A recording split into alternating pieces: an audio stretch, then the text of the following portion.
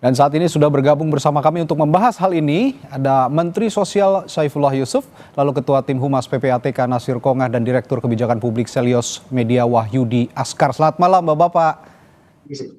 Selamat malam. Ya. Baik, Pak Menteri, saya ke Pak Nasir dulu ya, karena PPATK yang awal mula mengidentifikasi adanya penerima bantuan sosial yang terindikasi melakukan praktik judi online. Saya ke Pak Nasir. Pak Nasir, bagaimana sebenarnya awalnya PPATK ini mengidentifikasi sekitar 500.000 lebih penerima bansos yang terlibat judi online ini? Apa metodologi pencocokan yang dilakukan, metodologi pencocokan datanya? Ya, sebelum saya jawab, ingin saya sampaikan satu patah kata dulu ya Mas ya. Silakan. Bantuan adalah wujud cinta negara pada rakyatnya. Tangan yang menuntun dari gelap kemiskinan menuju cahaya harapan. Namun bila cinta itu dibelokkan untuk mengadu nasib pada meja maya perjudian, maka yang lahir bukan kejahatan, melainkan kesia-siaan yang beranak pinak. Jadi memang ada data yang disampaikan oleh Pak Menteri ya, kepada PPATK itu sebesar 24 juta lebih. Lalu kita punya data 9,7 juta pemain judi online di tahun 2024. Nah, kedua data itu kita benturkan tuh Mas. Maka ditemukanlah 571.000 yang orang yang menerima bansos juga bermain judi online. Dan perputaran uang dari judi online ini cukup besar. Hampir 1 triliun. Wah, luar biasa. Ya, jadi persisnya 957 miliar ya.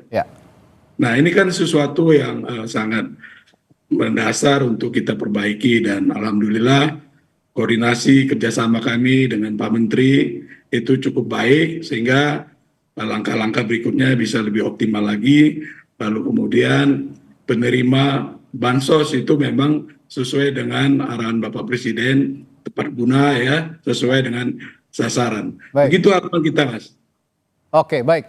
Kalau gitu saya langsung ke Pak Menteri. Pak Menteri, kalau gitu langkah konkretnya Kementerian Sosial untuk memverifikasi ulang data penerima bansos yang terindikasi bermain judi online ini apa saja?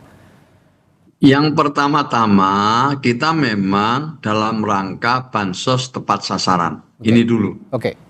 Untuk itu yang diperbaiki adalah datanya dulu. Maka itu kemudian Presiden mengeluarkan Inpres nomor 4 tahun 2025 tentang data tunggal sosial dan ekonomi nasional. Inilah ya bagian dari upaya untuk supaya ke depan bansos tepat sasaran. Dan yang mengelola data ini adalah BPS. Maka itu triwulan kedua saya perlu sampaikan bahwa pembagian penyaluran bansos itu ada triwulanan. Triwulan pertama, triwulan kedua gitu. Waktu triwulan pertama kita masih menggunakan data lama. Tapi setelah keluarnya Inpres ini, maka kita menggunakan data yang baru ini, DTSEN. Nah, ketika kita berpedoman pada DTSEN, kita mulai menemukan beberapa yang kita perlu tindak lanjuti. Pertama, ketika kita melakukan ground check ya, kepada 12 juta penerima, itu ada 1 juta lebih yang bisa dikatakan tidak layak untuk menerima bansos. Nah, setelah itu kita mulai coba salur. Tapi ternyata ada hambatan-hambatan ketika kita menyalurkan itu. Nah, dengan adanya hambatan-hambatan itu kita koordinasi dengan Himbara. Ternyata ada beberapa, begitu banyaklah, sekitar 3 juta rekening yang belum cocok sama nicknya, namanya kurang, dan lain sebagainya. Tapi itu bertahap kita atasi. Sekarang tinggal 300-an ribu. Nah, kemudian kita baca berita bahwa PPATK juga memblokir sejumlah nomor rekening yang mungkin dianggap bermasalah. Maka itu kemudian ada keinginan kita untuk mengetahui lebih jauh tentang profil dari sisi rekening penerima bansos. Karena perlu kami sampaikan, bansos ini semua jelas peruntukannya. Jadi ini bantuan bersyarat yang tidak bisa digunakan untuk kepentingan-kepentingan di luar peruntukannya. Oke. Misalnya ini bantuan untuk asupan ibu yang sedang hamil, asupan untuk bayi, untuk lansia, untuk penyandang disabilitas, itu jadi jelas semua peruntukannya. Maka itu kemudian kami izin kepada Presiden untuk berkoordinasi dengan PPATK.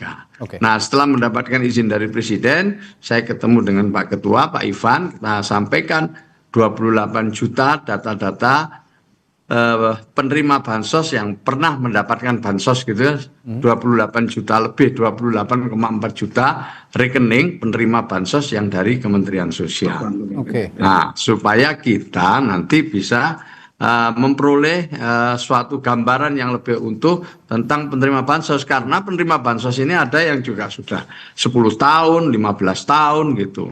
Oke. Ini tidak hanya soal yang bermain judol, tapi juga sedang diperiksa sekarang ini berapa saldo dari penerima bansos itu. Kalau nanti ada yang lebih dari 5 juta, 6 juta, 3 juta misalnya, itu pun juga sudah perlu untuk dilakukan pendalaman. Pendalaman Nah, lagi. ini Ya? adalah Oke. temuan pertama dari PPATK yang akan kita tindak lanjuti. Kita akan jadikan bahan untuk evaluasi terhadap semua penerima bansos kita. Baik. Ini saya tertarik juga dengan pernyataan Pak Menteri tadi. Pak Menteri, saya setuju juga kalau Kementerian Sosial melakukan profiling begitu profiling ulang ya kepada para anggota penerima bansos begitu, warga yang menerima bansos. Karena menurut saya soal judi online ini juga masalah perilaku. Terkadang mereka layak menerima bansos, tapi perilaku yang menyimpang inilah yang menyebabkan mereka akhirnya bermain judi online meskipun dengan dana yang terbatas atau uang yang terbatas. Nah, bagaimana Anda juga Pak Menteri melihat atau melakukan profiling yang tepat begitu, memberikan bantuan sosial ini kepada orang yang benar-benar berhak menerima dengan perilaku-perilaku yang saya sebutkan tadi? Iya, yang pertama sekali lagi basis kita adalah data. Makanya datanya terus diperbaiki, datanya terus dilakukan pemutakhiran setiap 3 bulan sekali. Ini salah satu cara kita. Yang kedua, betul tadi, kita akan mendalami profil dari para penerima bansos itu. Salah satu caranya memang bekerja sama dengan PPATK. Ini nanti akan mulai ditelusuri lebih jauh. Maka ini hanya temuan pertama dan ini di satu bank hanya tahun 2024. Iya Pak Nasir ya, kalau nggak salah. Ini hanya tahun 2024. Ini sebenarnya menarik sekali ini. Dan tentu ini adalah jadi bahan kami untuk melakukan evaluasi total terhadap para penerima bansos. Tetapi basis kita adalah data. Yang kedua tadi sempat disinggung, bagaimana ini kalau memang mereka ini adalah keluarga yang memang membutuhkan bansos. Jadi tapi dia punya perilaku kebiasaan untuk ikut judi online. Nah, ini satu hal lain yang harus kita berikan suatu ada unsur edukasinya, ada sanksinya, yang nanti banyaklah varian-variannya ini. Ya. Baik Pak Menteri. Saya ke Bung Media. Bung Media, jadi kalau melihat kasus seperti ini, apa yang seharusnya dilakukan pemerintah ketika pemerintah tahu atau Kementerian Sosial misalnya tahu kalau ada temuan seperti ini dalam penerimaan bansos, sikap apa yang harus segera diambil? Apakah profiling tadi merupakan jalan yang terbaik? Ya, pertama ini fakta pahit yang harus kita telan ya. Bansos yang harusnya meningkatkan kesejahteraan masyarakat digunakan untuk judol. Dan saya mengapresiasi Kementerian PPATK terbuka, tidak menutupi masalah ini. Cuman memang kritik saya adalah kita selalu lambat merespon persoalan yang ada di publik. Karena masalah judol ini sudah berkembang selama 3, 4, 5 tahun terakhir. Dan ketika judol digunakan dari bansos, itu sebetulnya datanya sudah ada dari sejak beberapa tahun yang lalu. Dan dari studi yang saya lakukan, itu setiap kali PKH disalurkan, transaksi di agen bank itu mengalami peningkatan secara signifikan. Dan kami melakukan studi ini di Indonesia bagian Barat dan Indonesia bagian Timur. Jadi realitanya sudah jelas. Sekarang persoalannya gimana mengatasinya? Saya sepakat ada persoalan kultural, ada perilaku. Tapi saya kira intervensi yang lebih tepat adalah soal struktural. Karena kalau kultural mungkin pendamping perlu diperkuat. Pak Menteri juga pasti sangat paham bagaimana kompleksitasnya. Tetapi menurut hemat saya secara struktural dan jangka pendek ini yang harus dikejar. Yang pertama jelas penegakan hukum. Dan ini yang sangat-sangat lambat menurut saya hari ini. Karena judol itu adalah kejahatan yang paling mudah mengatasinya menurut saya. Karena pemerintah punya otoritas, punya regulasi, punya tenaga hukum. Bahkan teknologi pemblokiran hari ini itu sudah ada dan terus berkembang. Jadi jika dioptimalkan sebetulnya pemblokiran situs judi itu bisa dilakukan dengan cepat, terlepas dari segala kompleksitasnya. Jadi menurut saya langkah jangka pendeknya adalah penegakan hukum. Karena kalau tidak, yang terdampak hari ini itu adalah masyarakat rentan. Kita nggak bisa salahkan masyarakat rentan. Ekonomi hari ini sedang susah. Masyarakat mau minjam ke bank juga repot, pinjol juga mengerikan, dan akhirnya melakukan judol. Jadi ini langkah-langkah yang mudah-mudahan bisa direspon dengan cepat oleh pemerintah. Saya terus terang menunggu, Mas. Pidato Pak Prabowo mengatakan berantas judi online. Tapi hari ini kita belum mendengar itu, atau mungkin saya belum mendengar itu dari Pak Prabowo. Itu yang mungkin saya kira juga perlu didorong hari ini. Saya kembali ke Pak Nasir. Ini karena PPATK punya kewenangan untuk memantau langsung rekening-rekening yang ada di masyarakat begitu ya, termasuk penerima bansos.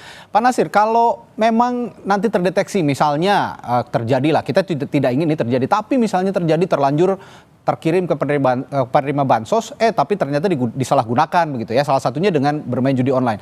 Ini mekanismenya apakah bisa ditarik lagi atau tidak, Pak Nasir?